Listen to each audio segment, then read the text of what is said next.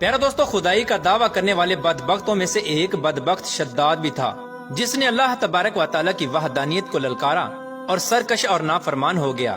پیارا دوستو، شداد کون تھا اور کس طرح اس نے اللہ تبارک و تعالیٰ کی نافرمانی کی اور خدائی کا دعویٰ کیا، اور کس طرح اس نے دنیا میں اپنی جنت تیار کی، اور اس کی بنائی جانے والی جنت کتنے سالوں میں تیار ہوئی، اور پھر اللہ تبارک و تعالیٰ نے اس بدبخت کو کس طرح دنیا کے لیے عبرت کا نشان بنایا، اور اس بدبخت کا انجام کیا ہوا، اور پھر کس طرح ملک الموت علیہ السلام نے دردناک طریقے سے اس کی روح قبض کی۔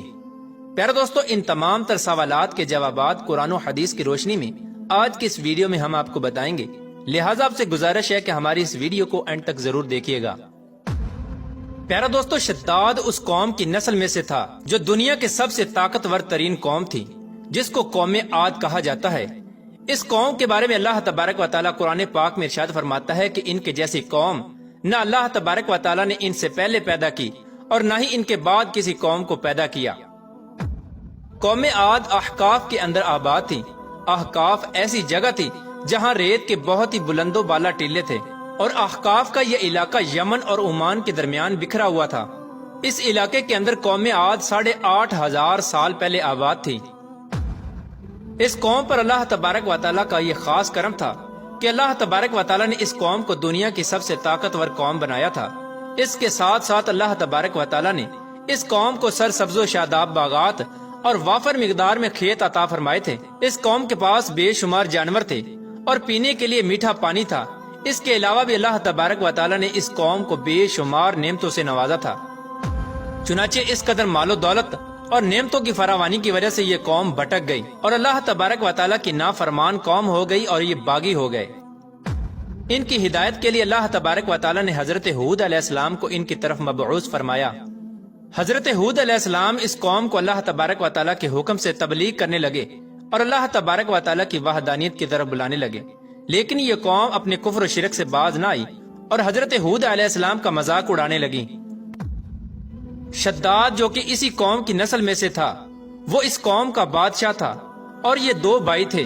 روایات میں آتا ہے کہ ایک کا نام شداد تھا اور ایک کا نام شدید تھا۔ شدید پہلے بادشاہ بنا اور وہ فوت ہو گیا۔ اس کے فوت ہو جانے کے بعد شداد نے حکومت سنبھالی، اور اس طرح یہ دنیا کی سب سے طاقتور قوم عاد کا بادشاہ بن گیا۔ پیارا دوستو، شداد ایک وسیع و عریض سلطنت کا بادشاہ تھا۔ شداد کی یہ بادشاہت یمن سے لے کر عراق تک اور بعض روایات کے مطابق ایران تک پھیلی ہوئی تھی۔ شداد نے اپنی طاقت کے زور پر بڑے بڑے بادشاہوں کو اپنے زیر کر لیا تھا۔ چنانچہ اس بدبخت کو حضرت ہود علیہ السلام نے سمجھانے کی بہت کوشش کی، لیکن اس کا دل بھی بند تھا۔ چنانچہ جب حضرت ہود علیہ السلام نے شداد کو اللہ تبارک و تعالیٰ کی وحدانیت کی طرف بلایا اور ایک خدا کی عبادت کرنے کا حکم دیا، تو اس وقت شداد اور حضرت ہود علیہ السلام کے درمیان ایک زبردست مکالمہ ہوا، جس کے نتیجے میں شداد نے حضرت ہود علیہ السلام سے پوچھا کہ اگر میں اللہ تبارک و تعالیٰ پر ایمان لے آؤں تو مجھے کیا حاصل ہوگا؟ تو اس وقت حضرت ہود علیہ السلام نے شداد سے فرمایا کہ تم پر جنت حلال ہو جائے گی۔ جنت کا نام سنتے ہی شداد حضرت ہود علیہ السلام سے پوچھنے لگا کہ یہ جنت کیا ہے؟ تو حضرت ہود علیہ السلام نے شداد کو جنت کا نقشہ بتایا اور جنت کی نعمتوں کے بارے میں شداد کو بتایا۔ حضرت ہود علیہ السلام کی یہ بات سن کر شداد مسکرانے لگا اور حضرت ہود علیہ السلام کو دیکھ کر کہنے لگا کہ یہ کون سی بڑی بات ہے، ایسی جنت تو میں بھی تیار کر سکتا ہوں۔ حضرت ہود علیہ السلام نے شداد کو اس کے اس کفر و شرک سے روکنے کی بہت کوشش کی، لیکن یہ بدبخت باز نہ آیا۔ چنانچہ اس وقت شداد نے اپنی سلطنت کے بہت بڑے بڑے کاریگروں کو اکٹھا کیا اور احقاف میں ارم کے مقام پر 20 کوس لمبی اور چوڑی جنت بنانے کا کام شروع کروا دیا۔ چنانچہ شداد کی تیار ہونے والی اس جنت میں سونے اور چاندی کی اینٹیں لگائی گئیں اور جواہرات بھی لٹکائے گئے۔ اس بدبخت شداد نے اپنی اس بنائی جانے والی جنت میں شہد، دودھ اور پانی کی نہریں بھی رواں کر دیں اور دنیا جہان کے خوبصورت درخت، پودے اور پھول بھی لگوا دیے، اور اس جنت کو طرح طرح کے جواہرات سے مزین کر دیا۔ قوم عاد چونکہ پہلے ہی بلند و بالا پہاڑوں کو تراش کر محلات بنانے کے اندر ماہر تھی، اور شداد کی سلطنت میں تو یہ فن عروج پر تھا، چنانچہ ریت کے ان بلند و بالا ٹیلوں پر بہت بڑے بڑے ستون کھڑے کر دیے گئے اور ان بلند ستونوں پر بڑی بڑی سونے اور چاندی کی عمارتیں بنا دی گئیں۔ شداد نے یہ فیصلہ کیا تھا کہ جب تک اس کی بنائی جانے والی جنت تیار نہ ہوگی اس وقت تک وہ اپنی جنت کے اندر قدم نہیں رکھے گا۔ چنانچہ شداد کے حکم کے مطابق جنت تیار ہونے لگی اور شداد اپنے محل کے اندر بے صبری کے ساتھ جنت کا کام مکمل ہونے کا انتظار کرنے لگا۔ شداد کی اس جنت کو تیار ہونے میں 12 سال لگے۔ 12 سال کے اندر جب یہ جنت مکمل تیار ہو گئی اور اس کو طرح طرح کے ہیرے جواہرات سے مزین کر دیا گیا اور طرح طرح کی خوبصورتی سے مزین کر دیا گیا، تو اس وقت شداد کو اس کی جنت کے تیار ہونے کا پیغام پہنچا دیا گیا۔ چنانچہ شداد جنت کے تیار ہونے کا پیغام سنتے ہی بہت خوش ہوا اور شداد اپنی جنت کو دیکھنے کے لیے اپنی فوج کو ساتھ لے کر جنت کی طرف نکل پڑا۔ چنانچہ شداد ابھی جنت کے دروازے پر پہنچا ہی تھا کہ اس نے اپنے سامنے ایک شخص کو کھڑا دیکھا۔ شداد اس شخص کو دیکھتے ہی پہچان گیا اور اپنے حواریوں سے کہنے لگا کہ یہ شخص مجھے جنت میں داخل نہیں ہونے دے گا۔ تو اس وقت شداد کے حواریوں نے شداد سے پوچھا کہ یہ شخص کون ہے اور یہ جنت میں کیوں نہیں داخل ہونے دے گا؟ تو اس وقت شداد نے اپنے حواریوں سے کہا کہ یہ ملک الموت علیہ السلام ہیں جو کہ میری روح قبض کرنے کے لیے آئے ہیں اور یہ مجھے جنت میں داخل نہیں ہونے دیں گے۔ اس وقت شداد بدبخت ملک الموت علیہ السلام سے عرض کرنے لگا کہ مجھے صرف اپنی جنت میں قدم رکھنے کی مہلت دے دی جائے، لیکن اللہ تبارک و تعالیٰ کی طرف سے مقررہ فرشتے نے جواب دیا کہ مجھے اللہ تبارک و تعالیٰ کی طرف سے حکم ہے کہ میں تجھے تمہاری جنت کے اندر قدم نہ رکھنے دوں۔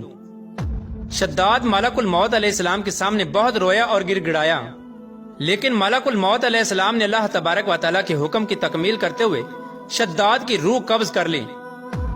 چنانچہ شداد کی موت کے بعد حضرت جبرائیل علیہ السلام نے ایک زوردار چیخ ماری اور شداد کی بنائی ہوئی ساری جنت زمین کے اندر دھنس گئی اور غائب ہو گئی۔ شداد کی اس عبرتناک موت کے بعد حضرت ہود علیہ السلام نے قوم عاد کو 12 مرتبہ سمجھایا، لیکن قوم عاد باز نہ آئی۔ حالانکہ شداد کا یہ انجام قوم عاد کے لیے کافی تھا، لیکن جب انسان کی عقل پر غرور کا پردہ ہوتا ہے تو چاہے شداد ہو یا شدید، اس کو کسی کام کا انجام دکھائی نہیں دیتا۔ حضرت ہود علیہ السلام نے قوم عاد کو شداد کا انجام بتا بتا کر ڈرانے کی کوشش کی، لیکن قوم عاد باز نہ آئی اور اسی طرح اللہ تبارک و تعالیٰ کی نافرمانیاں کرتی رہی، یہاں تک کہ حضرت ہود علیہ السلام مایوس ہو گئے۔ اس وقت جب قوم عاد قابل ہدایت نہ رہی تو اللہ تبارک و تعالیٰ نے حضرت ہود علیہ السلام کو حکم دیا کہ وہ اپنے ساتھیوں کو لے کر اس علاقے سے چلے جائیں۔ اللہ تبارک و تعالیٰ کے یہ حکم پاتے ہی حضرت ہود علیہ السلام نے اس وقت آخری مرتبہ اپنی قوم کو سمجھانے کی کوشش کی، لیکن وہ لوگ پھر بھی باز نہ آئے، تو حضرت ہود علیہ السلام اپنے ساتھیوں کو لے کر اس علاقے سے روانہ ہو گئے۔ چنانچہ ان کے جانے کے بعد اللہ تبارک و تعالیٰ نے قوم عاد پر خوفناک آندیاں مسلط کر دیں۔ اللہ تبارک و تعالیٰ کی طرف سے آنے والی وہ خوفناک آندیاں اور طوفان 7 راتیں اور 8 دن تک چلتی رہیں، یہاں تک کہ وہ پوری قوم اپنے بلند ستونوں اور سونے اور چاندی کی عمارتوں سمیت زمین کے اندر دنسا دیے گئے اور غرق کر دیے گئے۔ اور اللہ تبارک و تعالیٰ نے اس قوم پر اس قدر دردناک عذاب نازل فرمایا کہ اس قوم کا نام و نشان تک نہ رہا۔ جس وادی کے اندر بڑے بڑے بلند و بالا محلات تھے، وہ تمام کی تمام وادی ایک ریت کے صحرا کے اندر تبدیل ہو گئی۔ قوم عاد کے اس علاقے کو اللہ تبارک و تعالیٰ نے اس طرح زمین کے اندر غرق کر دیا کہ وہاں پر